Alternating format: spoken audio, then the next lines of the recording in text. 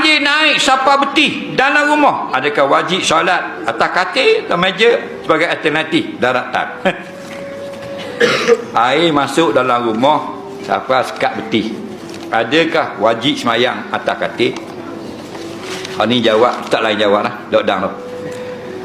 Gini, yang kata boleh semayang dalam air, tak ada darat. Selagi ada darat, wajib semayang atas darat, jangan semayang dalam air.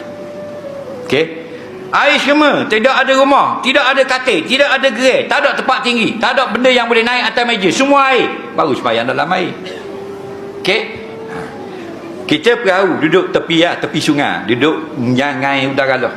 Okey, dak mayang gisa ni, kita pun semayang duduk dalam perahu. Faham? Kerana berdiri perahu ceng, takut jatuh air, buaya dia. Faham tak? Okey, kita pun mayang dalam perahu. Faham? Tidak sah. Bawa bak darat ada tu boleh mayang diri. Apa pun tak naik atas darat, kayu gitu. Duduk atas darat mayang. Faham?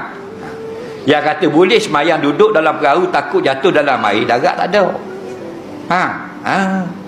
Kita darat 5 kaki je dengan perahu, mayang dalam perahu duduk, tak sah. Wajib semayang berdiri. Tapi kalau mu semayang dalam perahu berdiri, sah. Faham? Tidak dengan isyarat. Kalau mu duduk, mana isyarat? Isyarat gua ni mu duduk dekat ke darat. Kena faham situ. Dah. Jadi semayang dalam air tak ada dah darat boleh. Ada gerai, wajib naik atas gerai. Ada meja, semayang atas meja. Walaupun bergerak, tidak mengapa. Yang kata tak boleh sujud bergerak, tempat yang bergerak itu makna kita akak. Kalau benda tu bergerak tak apa. Kita mayang atas lori kan gerak. Kadang kita mayang atas motor kelawang. Tak, gerak tak salah. Jangan kita gerak. Gerak yang banyak batal. Kita sujud 2 kali. Bila sujud 2 kali berasa macam ke panah. Akak bola ni sedap kan? Jadi 3 batal.